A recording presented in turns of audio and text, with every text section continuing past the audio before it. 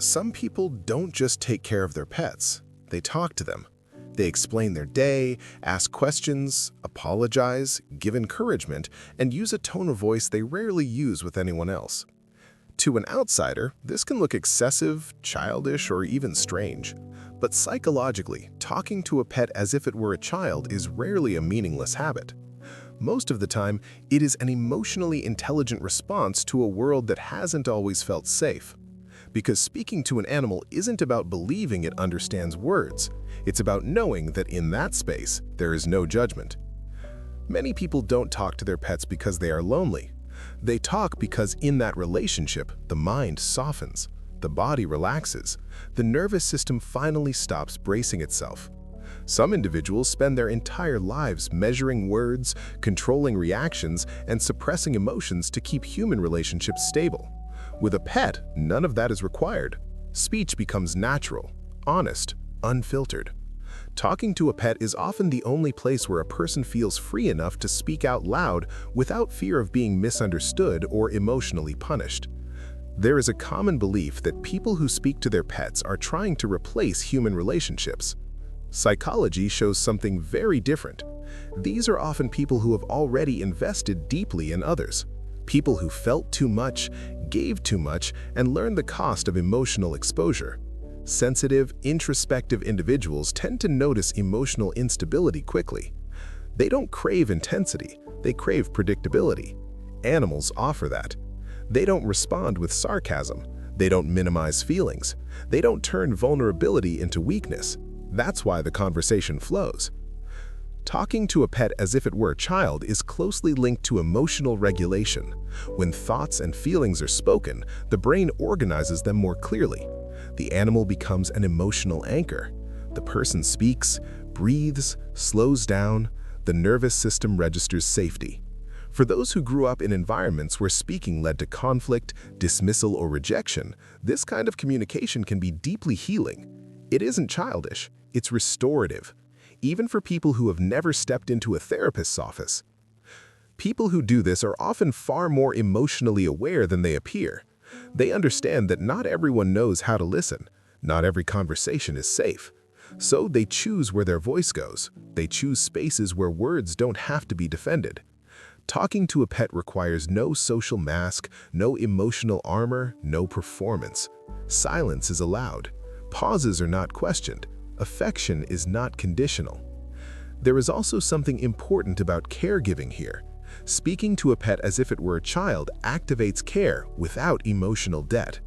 In many human relationships, care comes with. Some people mistake this behavior for escapism, but it's often the opposite. It's adaptation, a quiet way of staying emotionally regulated in a world that overwhelms easily. These individuals don't reject human connection, they reject emotional chaos. What many people fail to understand is that chaos doesn't always look like conflict.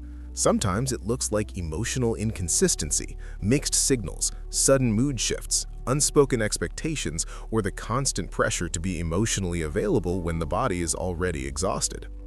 For someone who has lived too long in that state, even small emotional unpredictability feels threatening. Talking to a pet becomes a way to stay grounded in a relationship that never destabilizes their inner world. Over time, this behavior also reshapes how these individuals relate to themselves. Speaking out loud to a pet slows thoughts down. It turns vague emotional tension into clear language, and when emotions are named, they lose some of their power. The person isn't running away from reality, they are processing it in a safer format. This is why many people feel calmer, clearer, and more emotionally balanced after these conversations. The pet becomes a mirror that doesn't distort, interrupt, or judge. In that space, the person can hear their own truth without noise. And that ability to listen to oneself is a form of emotional maturity that often goes unnoticed. There is also a deeper layer connected to trust in the world. People who talk to their pets as if they were children often learned, consciously or not, that trust must be built slowly. They don't give access to their inner voice easily. Words, for them, are not casual, they are intimate. So they choose carefully where their voice goes. With a pet, the voice is safe. It won't be used against them later. It won't be misunderstood or dismissed. This creates a subtle but powerful sense of emotional continuity. The person doesn't have to fragment themselves depending on who they are with. They can remain whole. And that wholeness is something many people spend a lifetime trying to recover. They don't want louder relationships, they want calmer ones. Animals don't demand energy when none exists. They don't punish withdrawal. They don't question boundaries. For a nervous system that has learned to stay alert, that consistency is everything. So, when you see someone talking to their pet as if it were a child, understand this: you are not witnessing immaturity. You are witnessing emotional intelligence shaped by experience, a subtle, quiet strategy to maintain inner balance. And if this resonates with you, it doesn't mean you love people less. It means you learned how to love safely. You discovered where your voice could exist without being hurt.